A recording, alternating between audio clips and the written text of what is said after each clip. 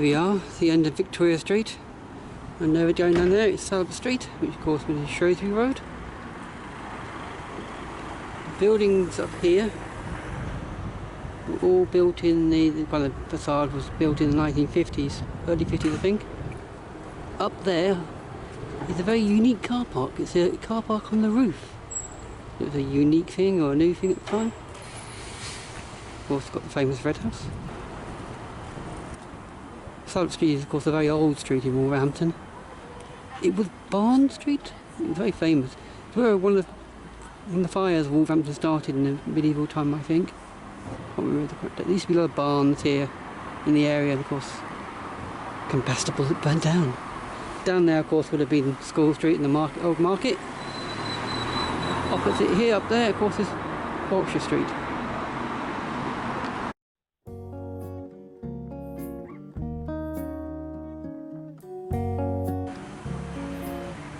As you can see, the main road up towards that way is now closed to traffic and to buses. So a lot of change really.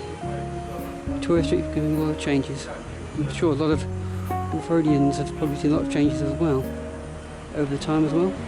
Right, mind the rain. We're at the corner of Bell Street and Victoria Street now. There you go, we've got Beatties car park. Well, it's not Beatties car park anymore. Down there I've got the Odeon, you can't really see it there. And of course is the another famous shop I remember. It's got the uniforms on. It's called uniforms. Yeah. I don't know what they're going to really do. They're just changing the pedestrianisation since lockdown. They got Lindy Lou's of course. A lot of Wolverhamptonians remember. St John Street, which I'm going to look at in a minute. Up there you've got the Gifford Arms, and you've got all these facades down here on the kind of left-hand side of Victoria Street, kind of 1920s, 1930s, redesigned to the street. Especially the Gifford, which I think was 1926, that was redesigned as a mock Tudor. Not the original Gifford Arms, I think that was further down the street somewhere. And here we have back area of Victoria Street. Of course Victoria Street used to be called, before the visit of Queen Victoria of course, used to be called Cock Street. Not sure why. Of course before then it used to be also called Town Well. Of course back here somewhere up there of course was the Town Wells. Up here somewhere, because this used to be called Town Well Passage or Town Well Fold, which is comes out on Don Street. We used to go up there basically, but there's no freeway up there anymore now. Beatties a bit of a turn, but it's Victoria Passage now. Goes up to the Gifford Arms. Right, I want to look at some cover now. Something too wet. Of course there in front of me of course is the Odeon, where I first saw Star Wars. I'm definitely showing my age now. I'm glad told me he took me there in 77. I don't remember going there, but I do remember seeing the Rescuers there. So there we go. And in the background down there, School Street, which I'm going to do another video on another day. But the Odeon is a wonderful. I'm glad it's still there in a way. It's now being used as a banqueting hall, and I believe the organ is still in place there somewhere in there. Quite a nice building inside. Here's a bit of shot of Victoria Street. Of course all the way up there used to be where the Hippodrome I believe was. Up that way. Got Beatties on the left, Gifford there, Waterstones, and it's quite an interesting street. It's had a lot of history, a lot of changes, and it's going to go through a lot more changes. You can see they've got plant boxes outside in the street. This is not the first time I've seen plant boxes in Wolverhampton. You never know how long these ones are going to last this time. There we go. That's a new feature I've never noticed before on this street. 1928. There we go. So as you can see, a lot of this, the left-hand side of the street, on my left, was kind of redeveloped in the 1920s. As you just saw in the previous little figure that's put there, was 1928. Gifford was 1926. And of course, School of Art Deco. You've got Beatties there on the left. Let's carry on up a walk up here. Explore, street explore. Changes to Victoria Street. That's a better picture of Lindaloo's.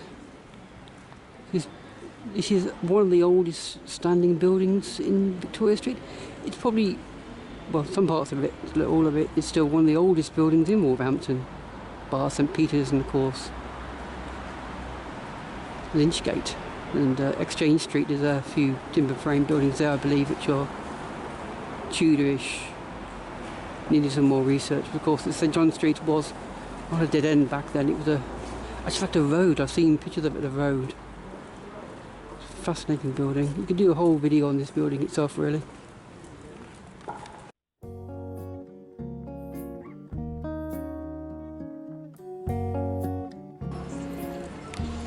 It's Farmer's Fold. How could I forget? It's Farmer's Fold.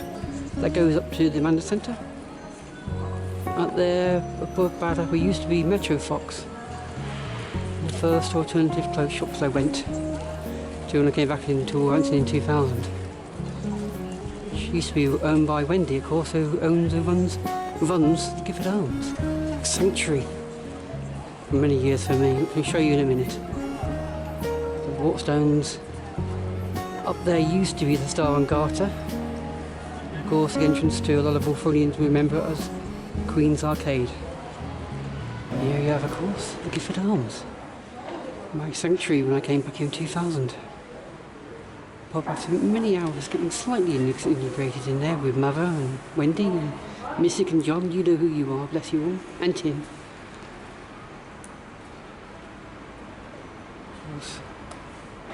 There used to be a Yorkshire Bank next door, which probably the most used cash point in this whole entire street. Of course, it was not a Tudor building. It was redeveloped, redesigned by William Butler and Co.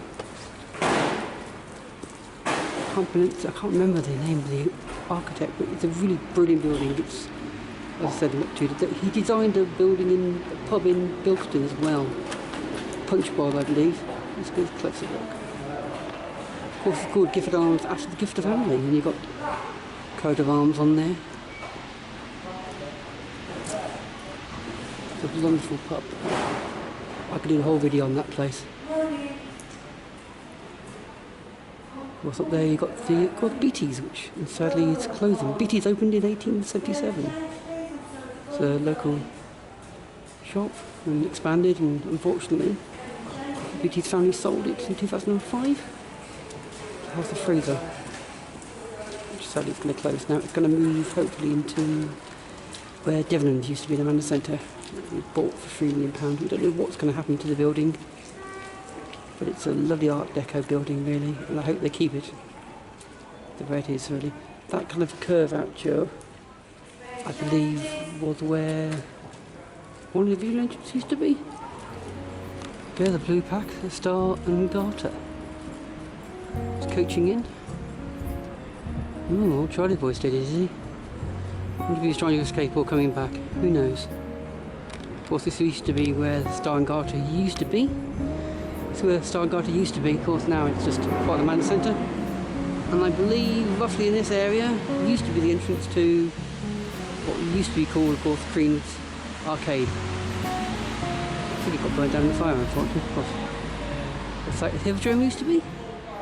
But there, of course, we've got Queen Square, which used to be the High Green. I don't think you can see the man on the horse. He's just going to be there somewhere. Barclays Bank on the left, H&T on the right. Do another video on H&T myself one day.